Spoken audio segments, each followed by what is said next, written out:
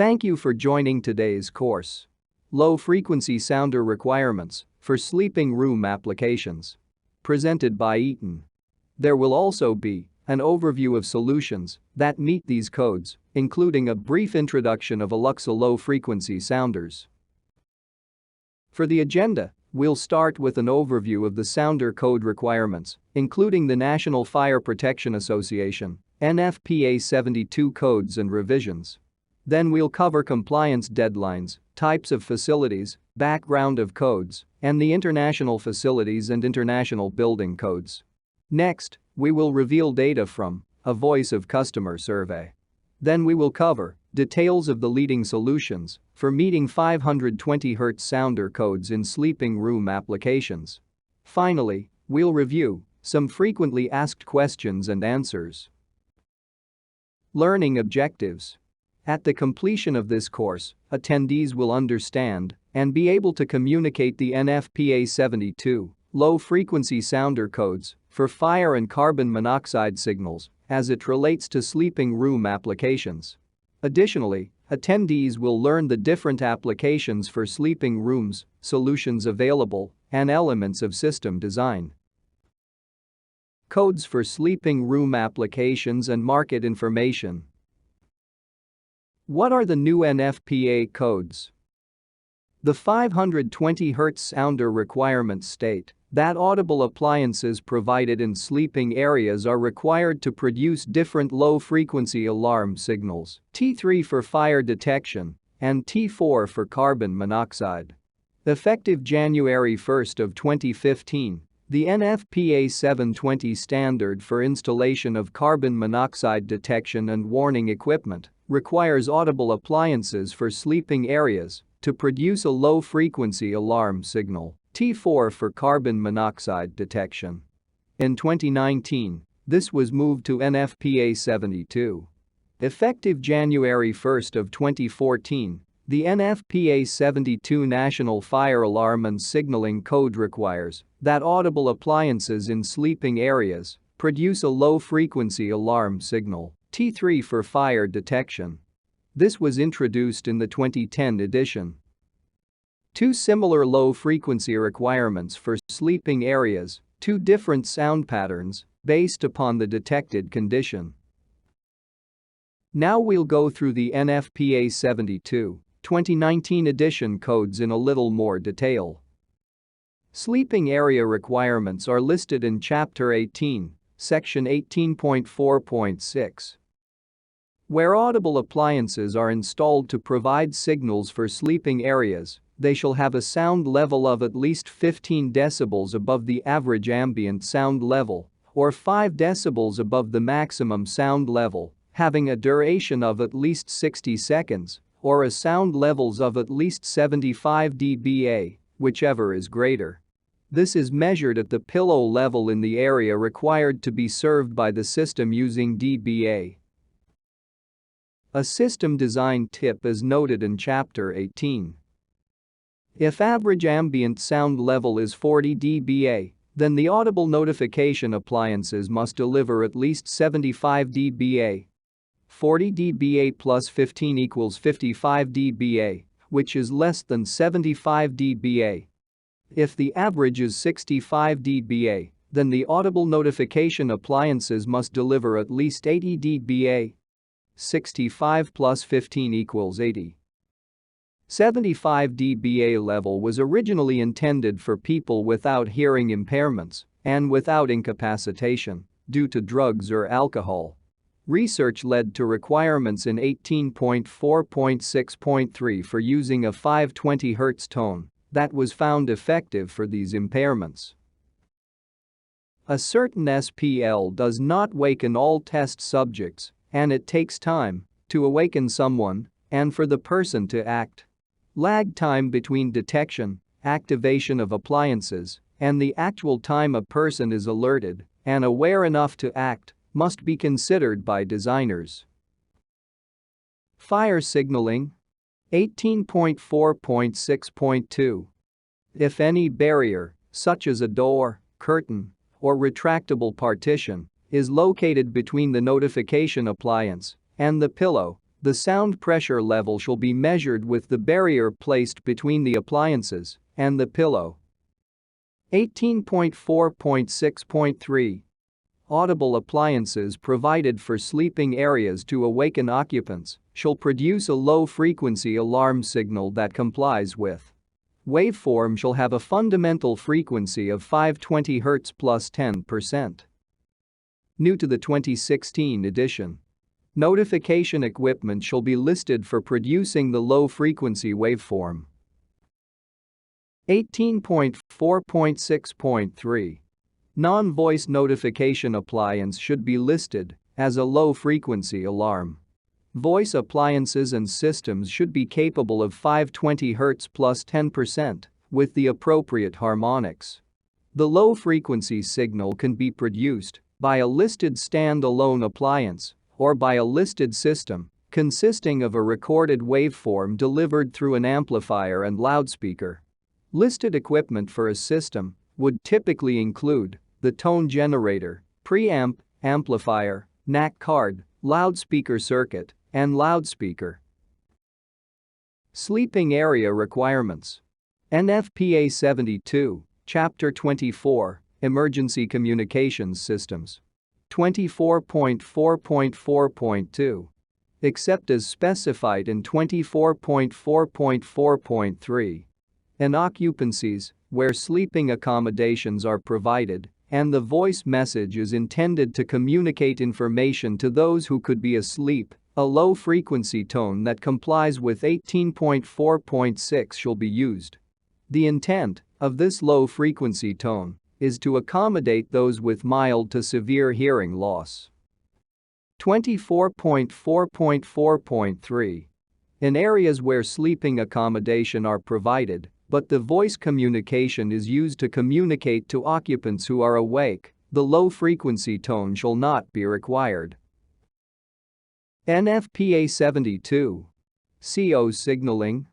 CO requirements in NFPA 72, Chapter 18, are from the 2015 edition of NFPA 720, which has been withdrawn. 18.4.3.1.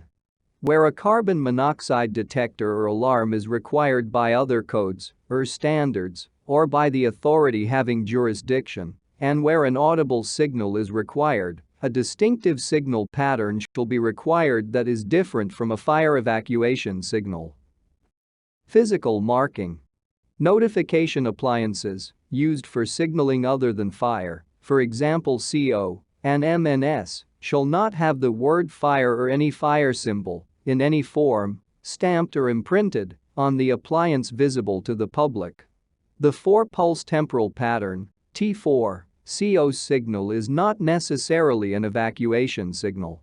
It is intended to warn occupants of the presence of CO. Distinctive carbon monoxide audible alarm signals. 18.4.3. When an audible signal is required, the carbon monoxide signal shall be a 4-pulse temporal pattern, T4, and comply with the following. Signals shall be consisting of 4 cycles of 100 milliseconds, plus, or minus, 10% on, and 100 milliseconds, plus, or minus, 10% off, followed by 5 seconds, plus, or minus, 10% off. After the initial 4 minutes of alarm, the 5-second off time shall be permitted to be changed to 60 seconds, plus, or minus, 10%. The alarm signal shall be repeated in compliance with 18.4.3.21 and 18.4.3.22 until the alarm resets or the alarm signal is manually silenced. 18.4.3.3. The audible signal shall be synchronized within a notification zone of a protected premises.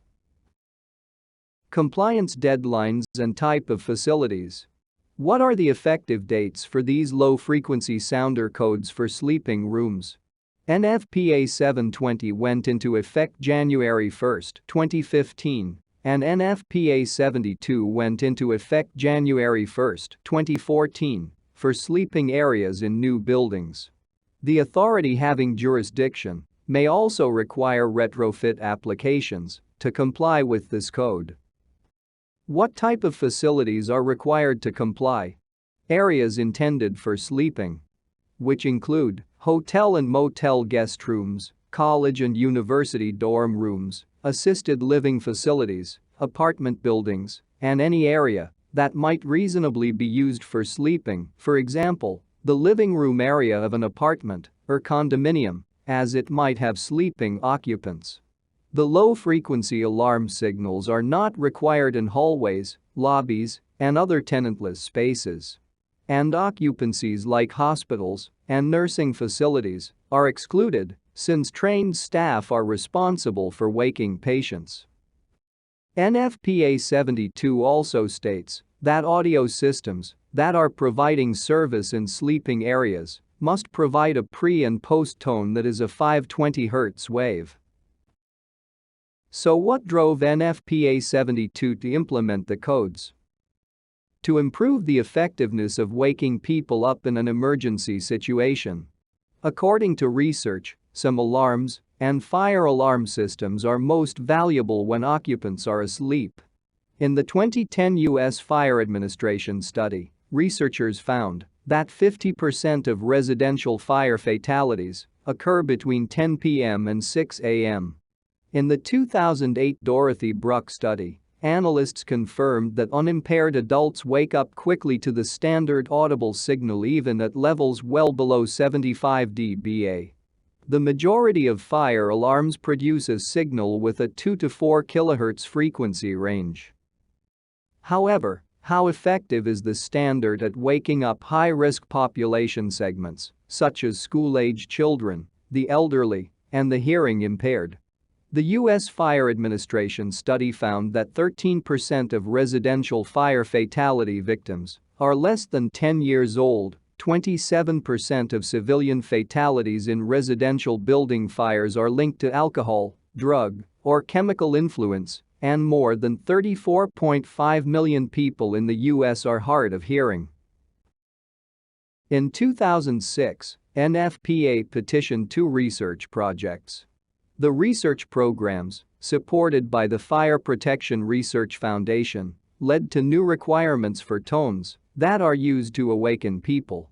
The reports are optimizing fire alarm notification for high-risk groups, including hard of hearing, and waking effectiveness of alarms for alcohol impaired.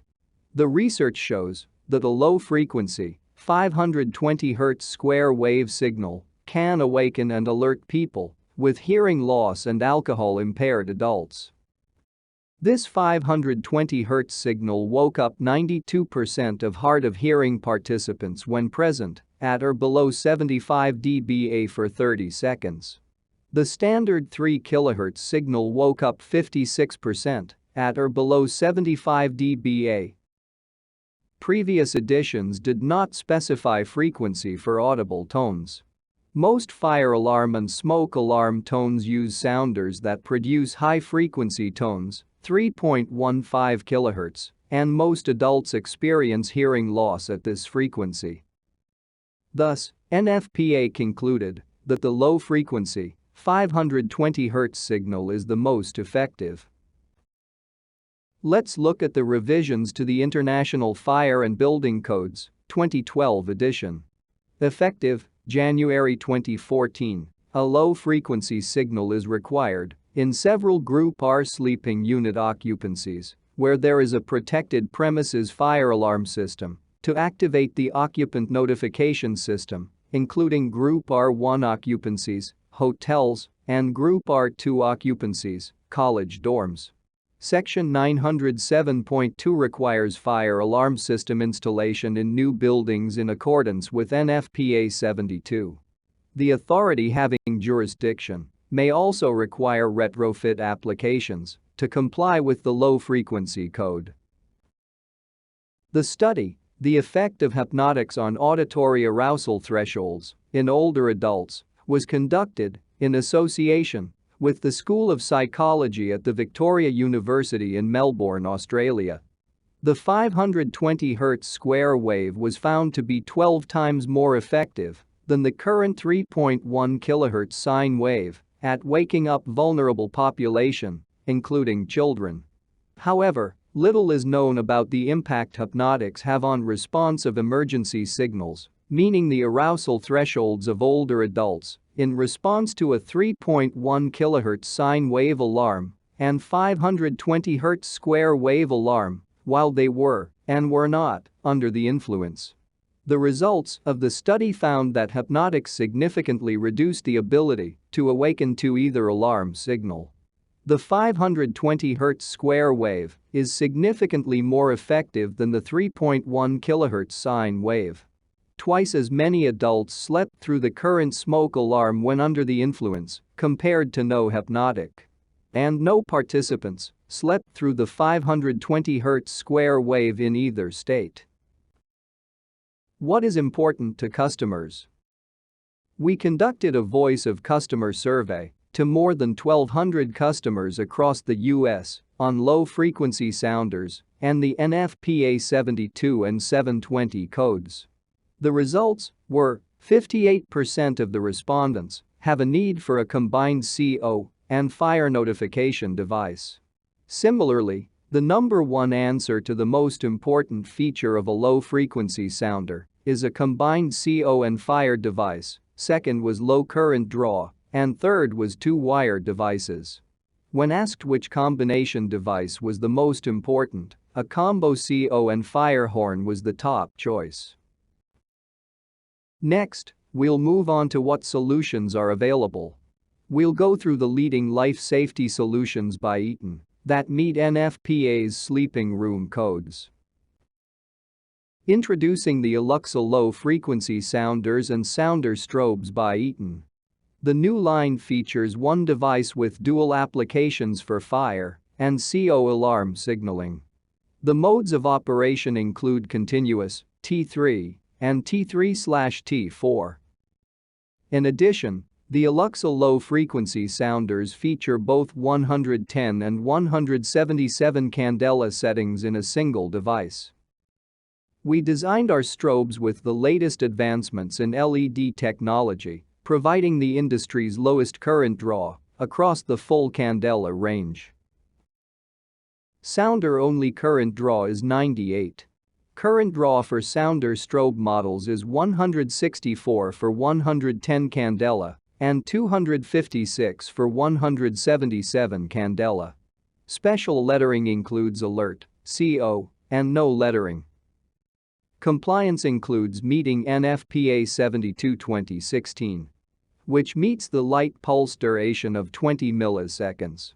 Compliance also includes UL, ULC, CSFM, and the low-frequency requirements of UL 464 to meet NFPA's 520 Hz tone requirements for sleeping areas. Wall and ceiling models are available, which can replace a facility's existing appliances, utilizing the same single pair of wires that are currently installed. Eluxa low-frequency sounders offers ease of installation. A mounting plate is included with all models with a convenient capture hinge. This provides the capability for pre-wire and pre-testing. Finger slide switches are available so that no tools are needed for setting changes. In and out screw terminals using 12 to 18 AWG wires. Mounting options: ELSPKBB backboxes, single gang backboxes, and 4-inch square backboxes for wall models, and LSPKBB-C backboxes and 4-inch square, 2 1/8-inch deep backboxes for ceiling models. A shallow speaker backbox makes these ideal for retrofit applications. Applications for low-frequency sounders. The Eluxa low-frequency sounders are for indoor, wall, and ceiling mount applications in sleeping room areas, including hotel guest rooms, dorm rooms, apartment and condominium bedrooms and living rooms, and assisted living facilities. The majority of this market is for low-rise, 5 or 6 stories. The most popular candela settings are 110 and 177. It applies to new construction and major retrofits. The Eluxa product line allows you to easily replace an organization's existing appliances with a single, dual-function device using the same single pair of wires that are currently installed. Lettering availability is CO, Fire, Alert, as well as no lettering. Let's discuss the sounder settings within the Eluxa low-frequency sounder devices. We'll start with the local sounder settings. When the sounder is set to T3, the NAC device is set to the fire setting. When the FACP NAC circuit is activated, the NAC device generates the code 3 sound pattern, then the NAC device generates the 520 Hz sound. The strobe is activated and will follow sync protocol silence commands as required. The sounder may be on same circuit as other fire NAC devices. When the NAC device is set to continuous setting, the product is listed to coded operations.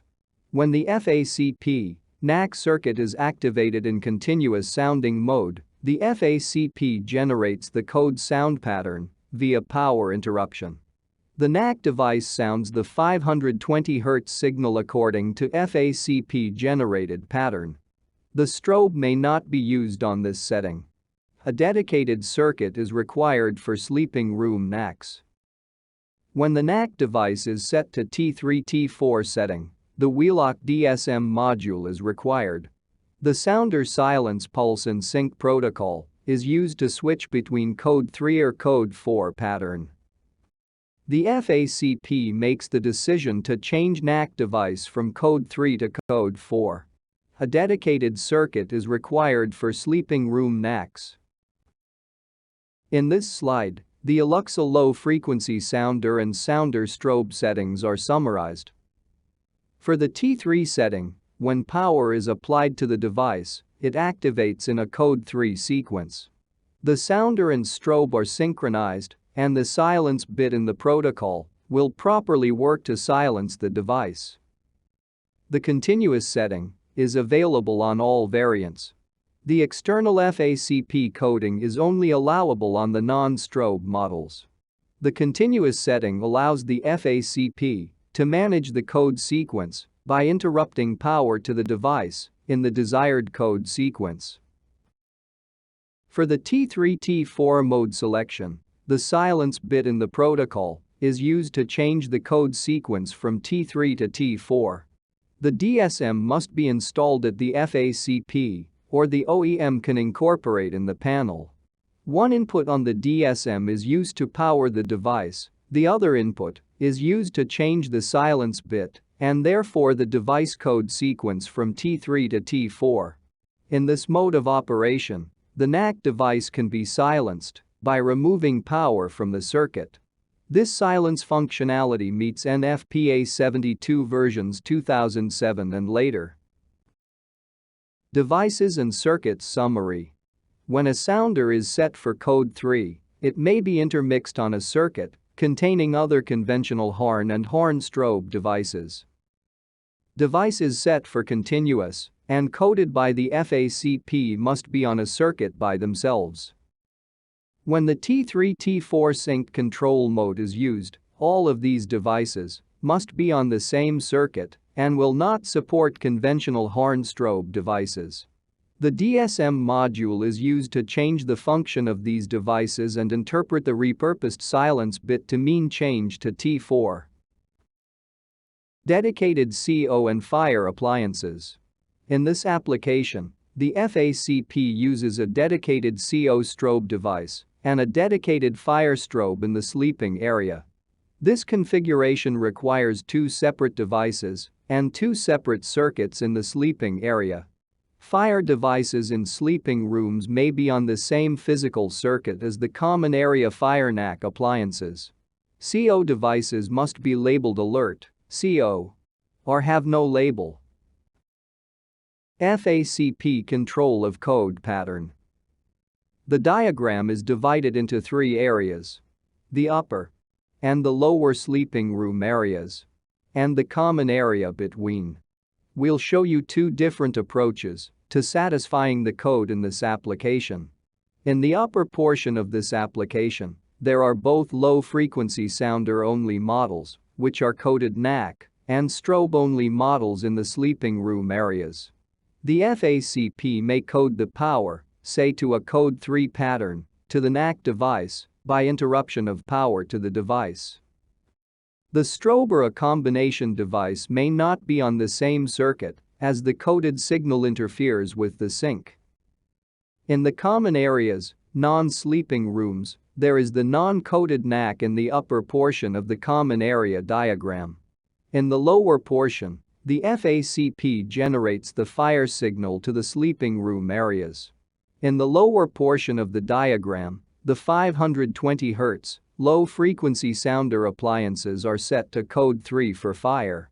Since the local devices generate the 520 Hz code 3, the sleeping room areas and the common areas may be on the same circuit. The silence commands from the FACP operate as normal on all devices connected to the NAC. The strobe is used on the combination NAC device. This slide shows a multifunction, single-pair connection example. The diagram illustrates an excellent retrofit application, showing single-pair connectivity to sleeping room NAC appliances. The Eluxa Dual Sync module, the DSM, repurposes sync protocol and changes from code 3, fire, to code 4, CO, upon receipt of signal from the DSM NAC CO select. The DSM has 3 inputs, 2 NAC and 1 audible control. You can apply a continuous signal to either or both NAC inputs. For this application, we'll designate these lines as NAC, fire 1 and 2. In this example, we have applied 2 NACs to the DSM. The audible control line is an additional NAC that ties into the FACP. For this application, we'll designate this NAC as the NAC CO select line. When the NAC input lines are active, continuous, the T3 code will sound on the output devices. If only NAC, fire 1 is active, only output 1 is active with T3. If both are active, both outputs sound T3. When the NAC CO select line goes active, it changes the outputs that are currently active to the T4 signal. Silence on sleeping room devices is achieved by removing power to devices, strobe and sounder. The sleeping room devices must be isolated on a circuit and cannot share circuit with non-sleeping room devices. This diagram is showing one NAC, fire input and the NAC CO select input connected to a DSM. We also have one output circuit. Remember that when the NAC lines are continuously active, the T3 code will sound on the devices connected to the associated output. If only NAC, fire 1 is active, only output 1 is active with T3. When the NAC CO select line goes active, it changes the outputs that are currently active to the T4 signal. Eaton also offers another solution, SAFEPATH, that meets NFPA 72 fire and CO signaling low-frequency requirements for sleeping room applications.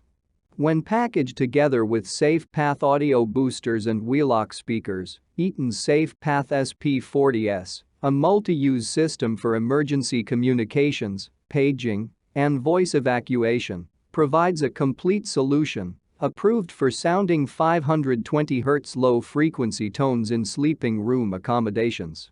The SAFEPATH system is listed to UL 2017, Code 4, UL 864, Code 3, and the low-frequency requirements of UL 464, 520 Hz.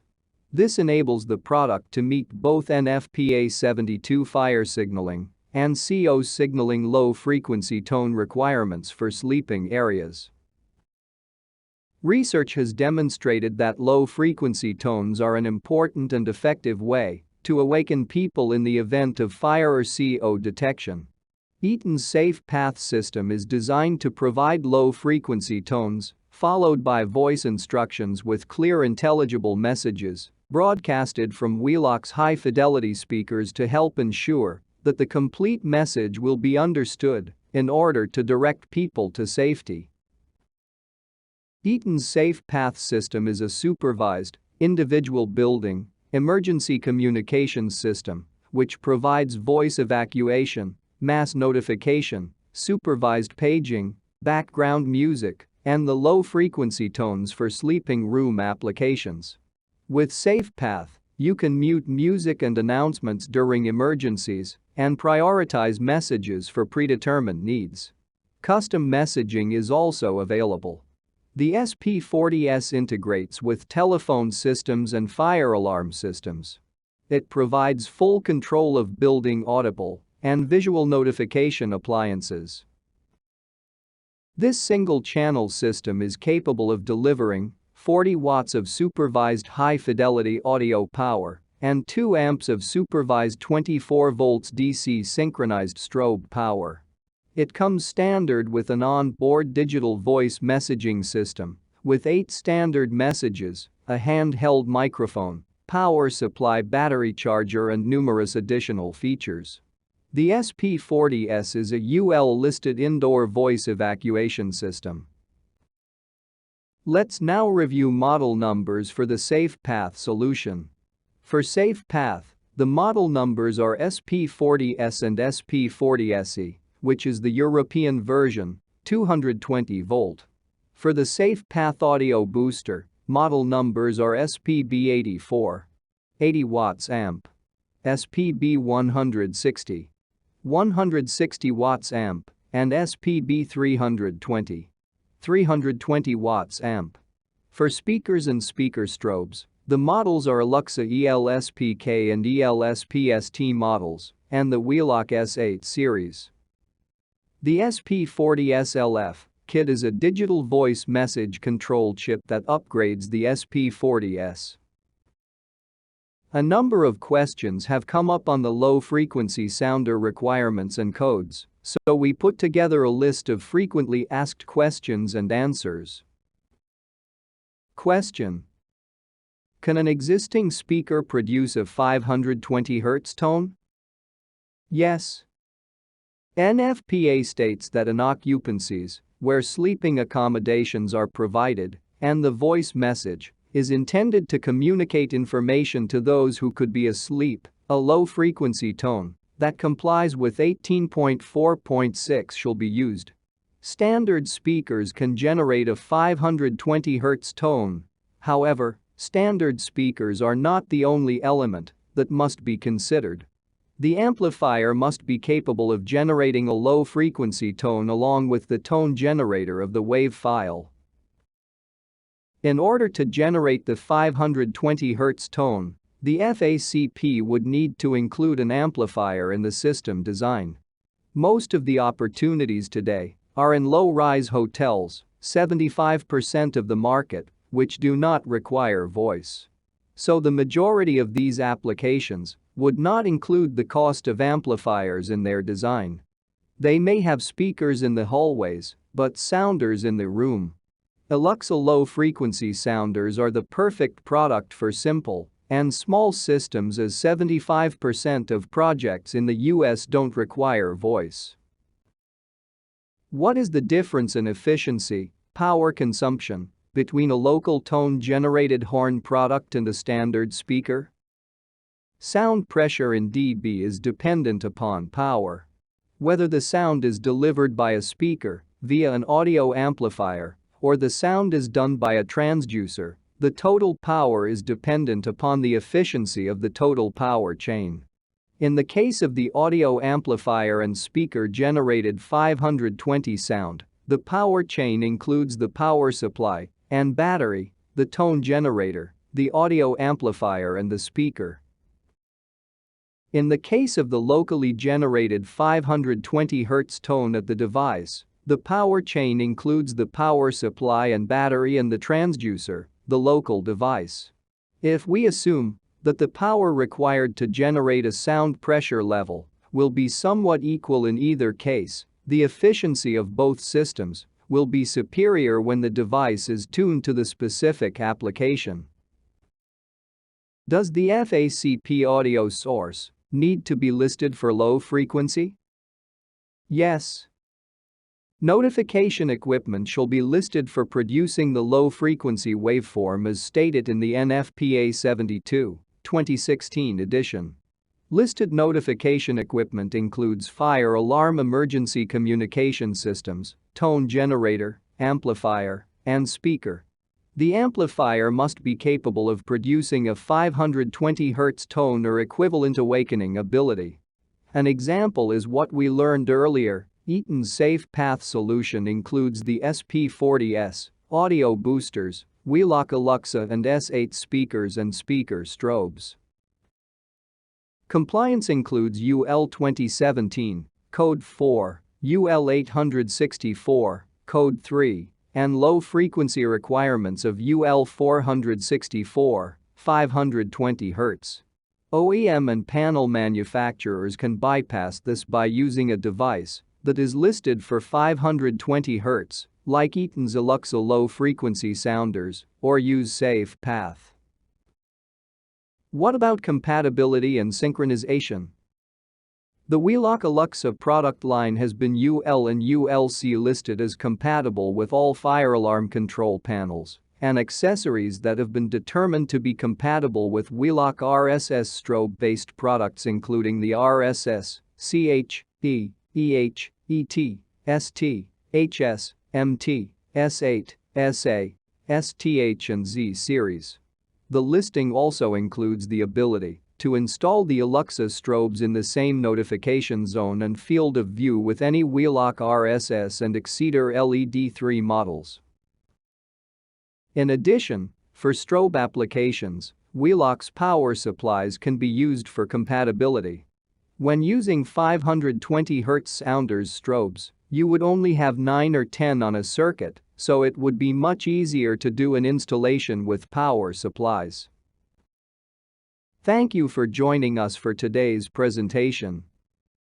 If you have any questions, please reach out to your local sales manager, or you can email us at lifesafety@eaton.com.